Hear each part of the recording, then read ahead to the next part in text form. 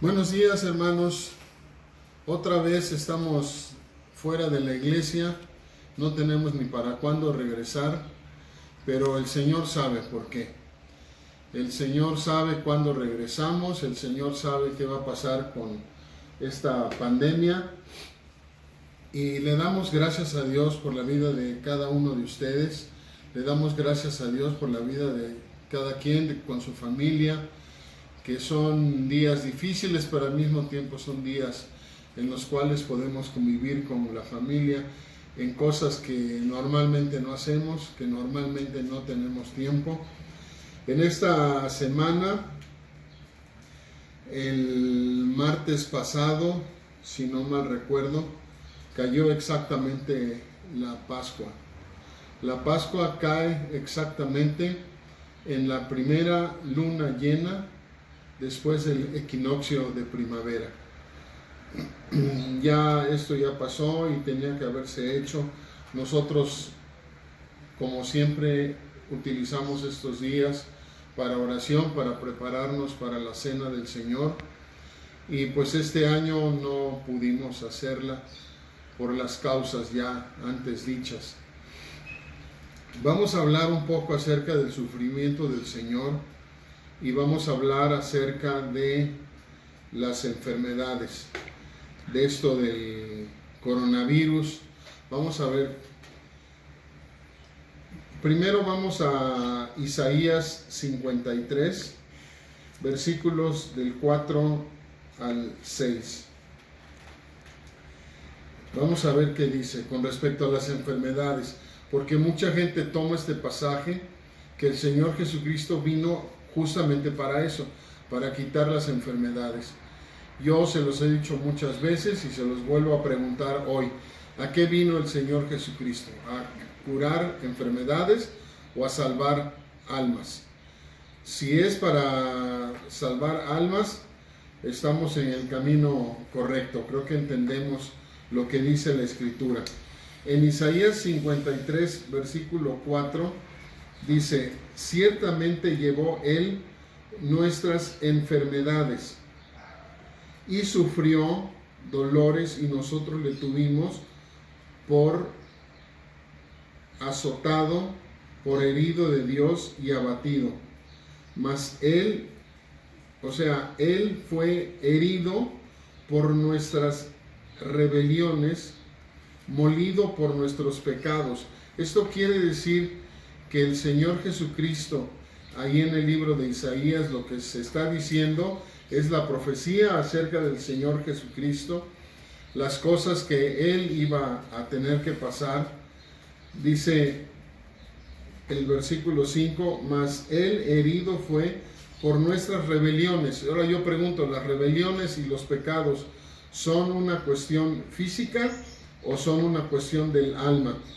Porque si es una cuestión física, creo que estamos mal. Dice entonces, mas Él herido fue por nuestras rebeliones, molido por nuestros pecados, el castigo de nuestra paz fue sobre Él, y por su llaga fuimos nosotros curados. ¿Curados en dónde? ¿Curados en el brazo, en la pierna porque nos caímos, o curados de el alma? Dice el versículo 6, todos nosotros nos descarriamos como ovejas, cada uno se apartó por su camino, mas Jehová cargó en él el pecado de todos nosotros. Cargó el pecado, no cargó las enfermedades, no cargó la lepra, no cargó a los cojos, no cargó. Por supuesto que hizo milagros, el Señor hizo milagros, pero los hizo para que la gente viera su poder y fuera una cuestión, junto con ser el Hijo de Dios, al mismo tiempo demostrar que era el Hijo de Dios a través del poder, a través de la cercanía que tenía el Señor Jesucristo con el Padre. Por eso dice el Señor Jesucristo: yo y el Padre, uno somos. El Señor no vino para dar sanidad el Señor vino para dar sanidad espiritual. Vino para dar sanidad espiritual. Aquí lo dice muy claro y no debe haber confusión. Lo que acabamos de leer en Isaías 53, del 4 al 6. El Señor vino para salvar almas, para dar sanidad en el alma. Sí, sanó a leprosos, dio vista a los ciegos, pero esa no era la razón primordial por la que venía. La razón primordial y más importante de su venida era salvar almas.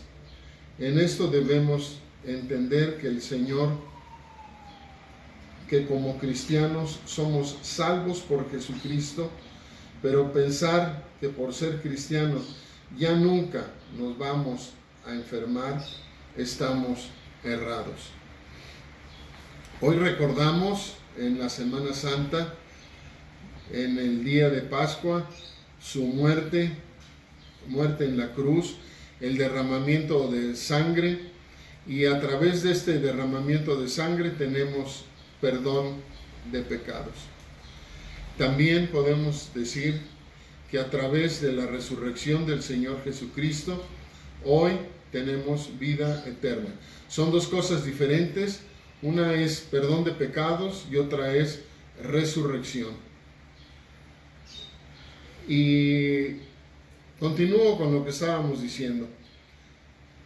El Señor Jesucristo vino pues a dar sanidad en el alma.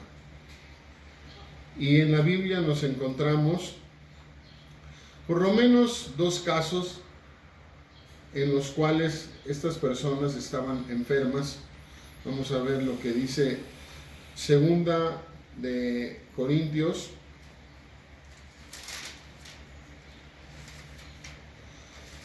Segunda de Corintios, lo busco.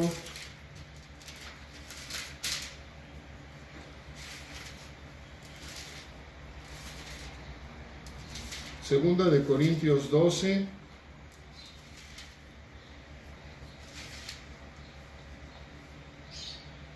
Segunda de Corintios 12, en el versículo 7, dice: y para que la grandeza de las revelaciones no me exaltase desmedidamente, me fue dado un aguijón en mi carne, un mensajero de Satanás, que me abofetee para que no me enaltezca sobremanera. Respecto a lo cual 3 veces he rogado al Señor, 3 veces había pedido al Señor. Y el Señor, vamos a ver, dice, 3 veces ya le he pedido al Señor que quite de mí el mal. Y me ha dicho: bástate mi gracia, porque mi poder se perfecciona en la debilidad. Por tanto, de buena gana me alegraré más bien en mis debilidades, para que repose sobre mí el poder de Cristo.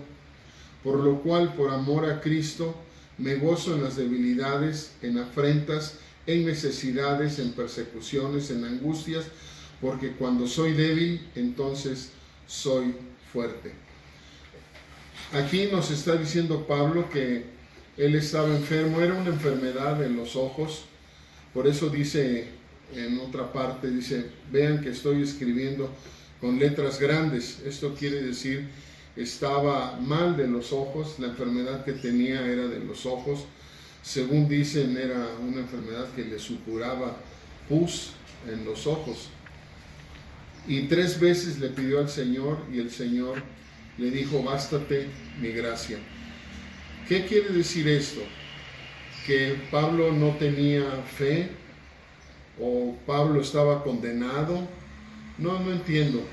Si Pablo era un apóstol y hay mucha palabra de bendición en las cartas que escribió Pablo, ¿cómo es que entonces no sanó? Si el Señor Jesucristo vino para que la gente sanara, pues entonces él tenía que haber sanado. Pero dice que no, que pidió 3 veces y 3 veces le dijo el Señor: bástate mi gracia. Esto quiere decir que pues se iba a quedar con la enfermedad. Y también nos encontramos en otro pasaje a Timoteo, en Primera de Timoteo 5.